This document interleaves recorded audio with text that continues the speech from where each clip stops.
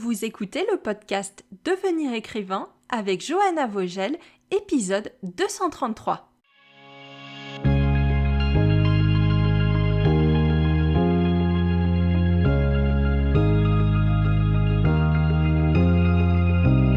Bienvenue sur Devenir écrivain, le podcast pour démarrer et réussir votre carrière d'écrivain.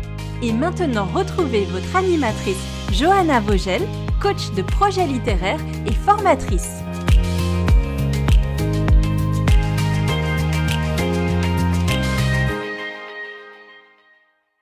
Bonjour, c'est Johanna, ta coach littéraire préférée, ou en tout cas la plus bavarde du podcast Devenir écrivain. Je te retrouve pour la partie 2 de mon sujet, comment savoir quand on a enfin terminé son roman. Donc la semaine dernière, on se demandait comment savoir si son premier jet était terminé. Et aujourd'hui, je te propose de franchir une étape supplémentaire, d'aller à l'étape suivante en se penchant sur la correction. Il est possible que tu aies l'impression qu'il y a toujours quelque chose à reprendre, toujours quelque chose à corriger, et que tu n'arrives pas à savoir ou à décider quand ton livre est fini. Et c'est normal, parce qu'en théorie, tu pourrais faire des modifications à l'infini. Aussi, je te propose que nous essayions de définir des critères objectifs pour que tu arrêtes de peaufiner ton texte et soit que tu l'envoies aux éditeurs, soit que tu passes à la phase de publication si tu publies en auto-édition.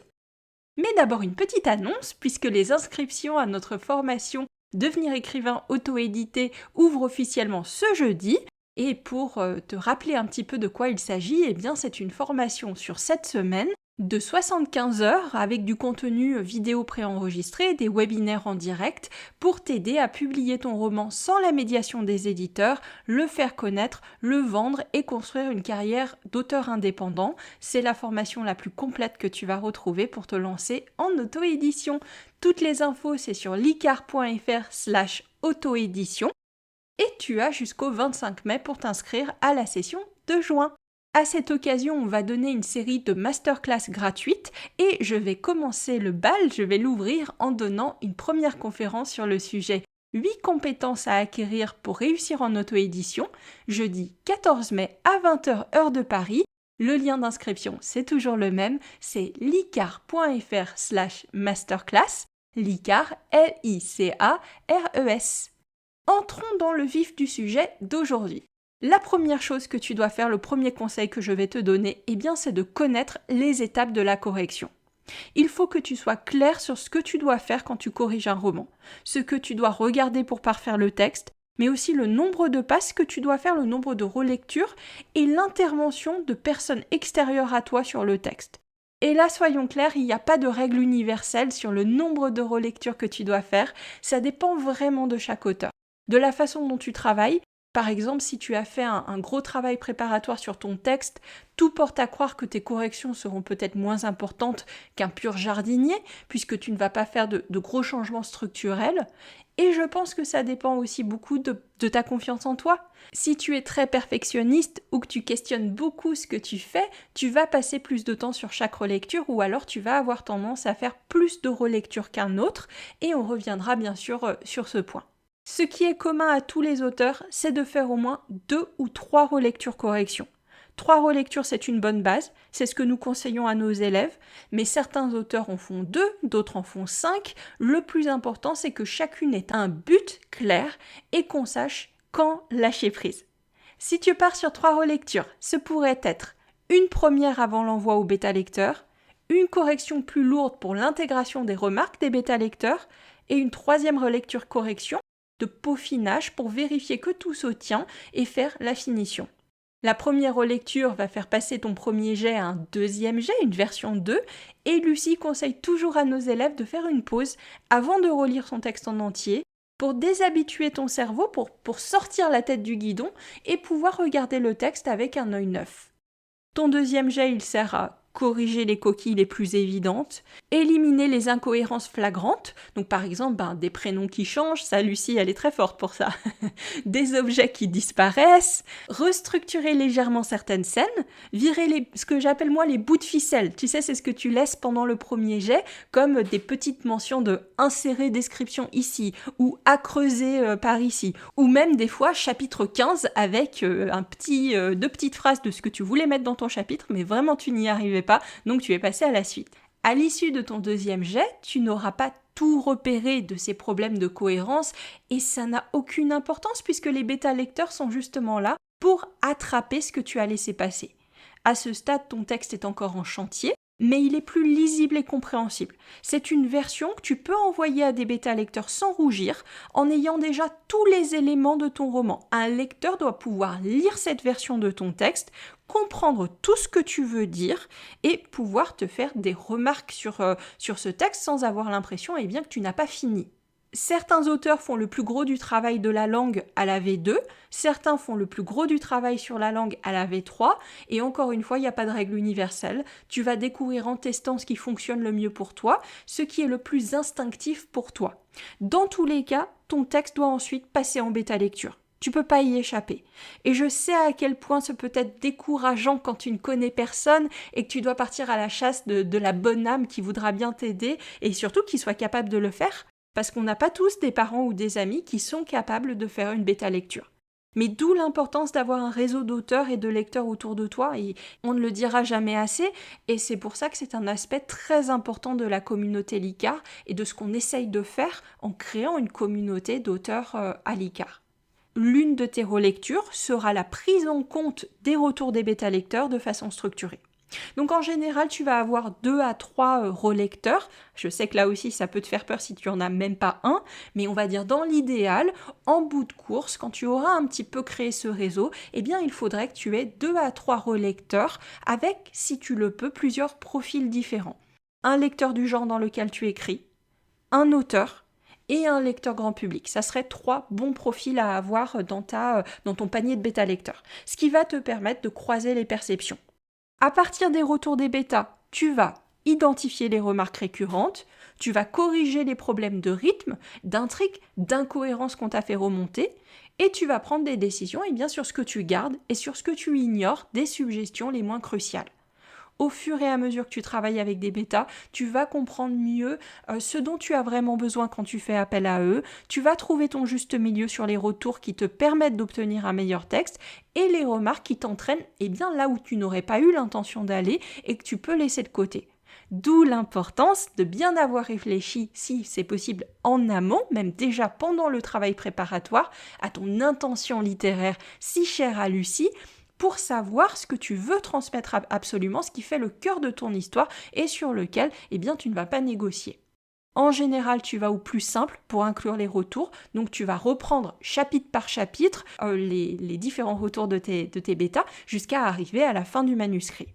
Et tu feras ensuite cette dernière relecture, si tu en fais 3, qui te permet de vérifier que tout est bien intégré et que tous les points que tu voulais vérifier l'ont été.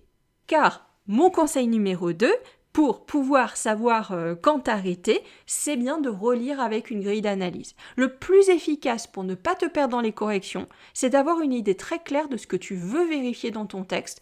Et pour ça, fais une liste de choses que tu dois vérifier et si possible, assigne une partie de ces éléments à chaque étape de relecture pour que chaque relecture ait un but précis. Si tu es en mesure de cocher une checklist d'éléments à vérifier, alors tu peux décemment te dire qu'une fois que tu as tout coché, le boulot est fait. En théorie, tu peux réécrire un roman en entier 25 fois, mais demande-toi pourquoi. Pourquoi est-ce que la version que tu as ne te convient pas?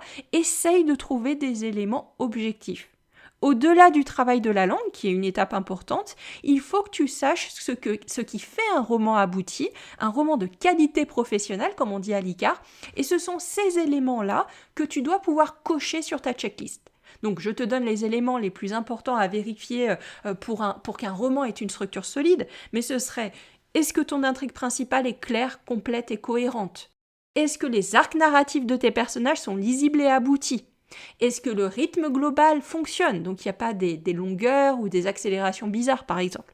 Est-ce que les scènes importantes ont un début, un milieu, une fin? Et est-ce qu'elles servent à l'histoire? Et tu remarqueras que ce sont des questions auxquelles tes bêta-lecteurs vont t'aider à répondre. Tu fais pas tout seul et c'est tant mieux. Tu fais ta correction avec une feuille de route et une fois que tu arrives à la fin de la feuille de route, tu lâches prise. Mon conseil numéro 3, ce serait d'utiliser des deadlines.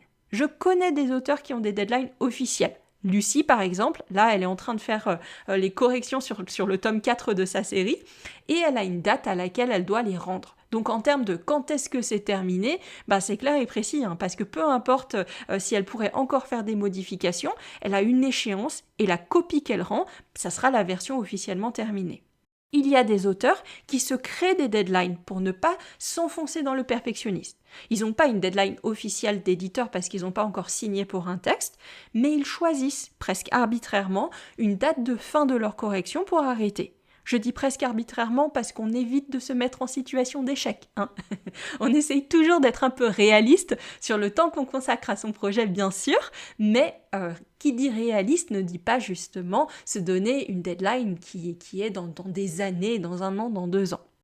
Et ce que je viens de dire pour Lucie, que la copie terminée, c'est la copie rendue, va avec mon conseil numéro 4, qui est de ne jamais oublier que ton texte ne sera pas parfait et que ce n'est pas grave.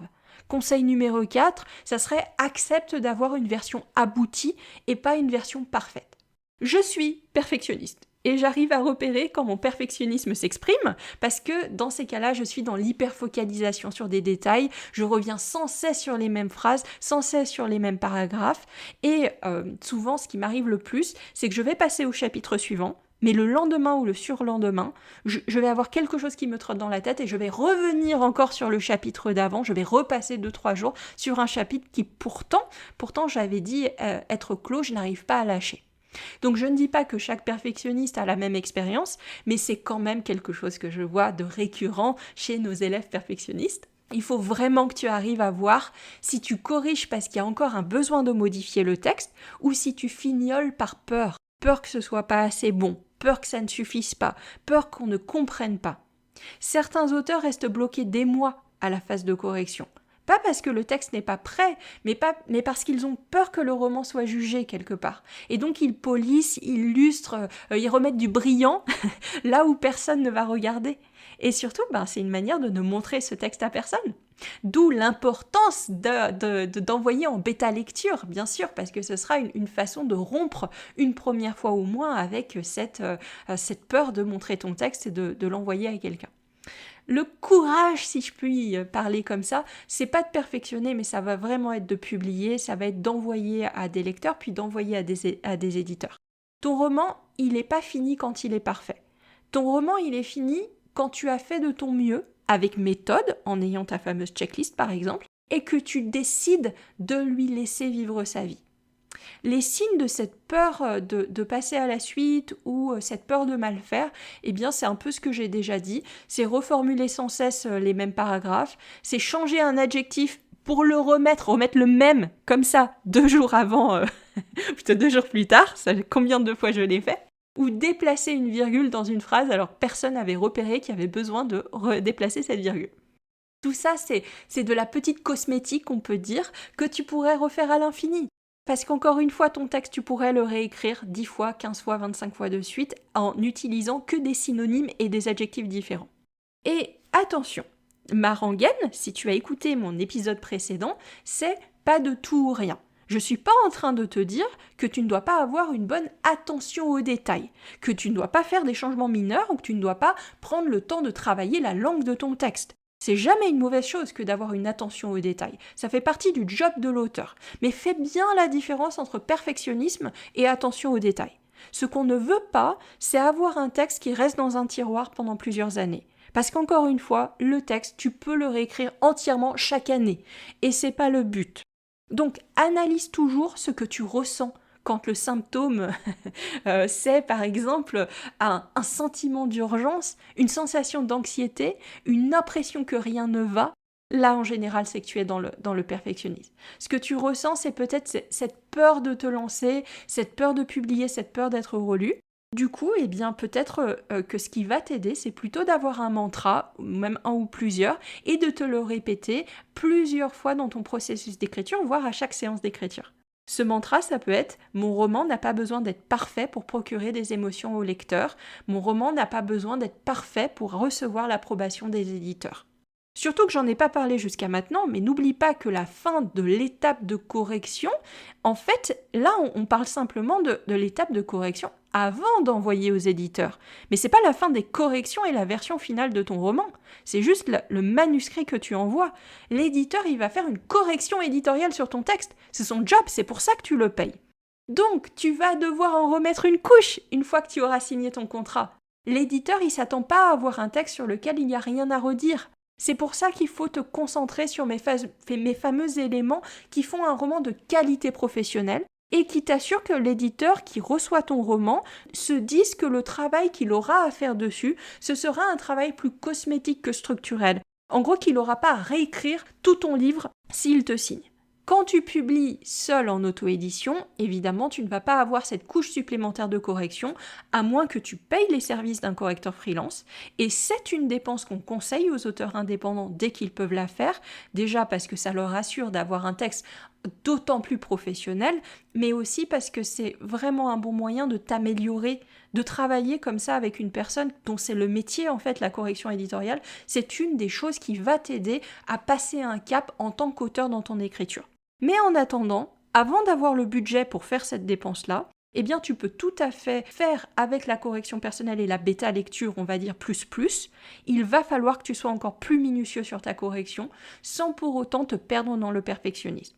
Je crois que la question qui m'aide le plus quand j'arrive à la fin de l'étape de correction pour ma fameuse 3e relecture, c'est la suivante. Est-ce que je peux relire mon texte sans plus rien vouloir changer d'essentiel ? Pour me focaliser sur ce qui fait ce roman de qualité professionnelle. Et pour ce faire, eh bien, tu peux faire ta dernière relecture comme un lecteur, en te mettant vraiment dans la position d'un lecteur. Quand tu lis ce roman comme s'il avait été écrit par quelqu'un d'autre, est-ce qu'il y a des choses que tu ne comprends pas ou que tu ne visualises pas bien ? As-tu encore envie de modifier des points sur le fond pour cette compréhension ? Est-ce qu'il y a une confusion qui persiste quelque part ? Est-ce qu'il y a des formulations qui te font grincer des dents, te paraissent pas françaises, qui te paraissent poussives, etc.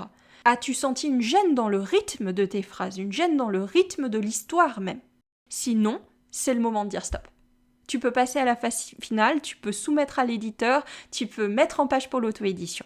Et si tu veux une astuce toute simple mais redoutable pour cette dernière relecture, lis ton texte à haute voix. Ou même pourquoi pas en 2025, fais-le lire par une application de lecture vocale. Voilà, tu lui fais te relire ton texte à haute voix. Et là, c'est vraiment très efficace pour repérer en quelques minutes les phrases qui sonnent faux, les longueurs, les incohérences de ton rythme ou les dialogues qui manquent de naturel. Ton oreille, elle entend souvent mieux ce que tes yeux ont laissé passer. C'est un super outil pour cette fameuse relecture lecteur qu'on fait juste avant de lâcher son texte. En résumé, voici tes signaux de fin de correction. Tu as intégré les retours importants des bêta-lecteurs. Ton intrigue et tes arcs de personnages sont solides. Tu ne fais plus que chipoter sur des détails. Tu es capable de lire ton roman sans avoir envie de tout réécrire. Et parfois, attention, c'est une question de mindset, ce point-là. Tu sens que ce que tu fais, c'est reporter la sortie par peur. Là aussi, on est dans le mindset. Donc si tout ce que je dis est encore un peu flou, commence par faire la checklist, la fameuse grille d'analyse de ce que tu dois vérifier au moment de la correction, ou bien sûr rejoins notre super formation Devenir écrivain projet best-seller, dans laquelle nous te donnons tout ça clé en main, cette fameuse grille d'analyse. Donc prochaine session de cette formation en octobre. Et ensuite rentre dans le vif du sujet. Laisse-toi faire tes corrections, laisse-toi écrire ton texte, n'aie pas peur de mal faire et fais confiance à ton instinct aussi. Je crois que c'est très important en tant que créatif de comprendre ce qui marche pour nous et d'affiner au fur et à mesure notre façon de travailler. C'est tout ce que j'avais envie de te dire pour aujourd'hui. Je te retrouve peut-être pour ma masterclass la semaine prochaine du 14 mai à 20h sur le sujet 8 compétences pour réussir en auto-édition. Inscris-toi bien sur licar.fr/masterclass ou dans la description de ce podcast, de cet épisode. Et je te dis à très bientôt et bonne semaine d'écriture. Si tu veux apprendre à écrire un roman de qualité professionnelle et séduire les éditeurs, si tu veux qu'une équipe complète de professionnels t'accompagne dans ce projet, tu dois rejoindre Devenir écrivain, projet best-seller. C'est la formation la plus complète et individualisée pour t'aider à concrétiser ton rêve d'écriture. Inscris-toi sur licar.fr/formation, licares.fr/formation pour avoir toutes les informations. Beaucoup Beaucoup de nos anciens stagiaires réalisent actuellement leur rêve d'être écrivain professionnel. Alors toi aussi, rejoins-les sur licar.fr/formation.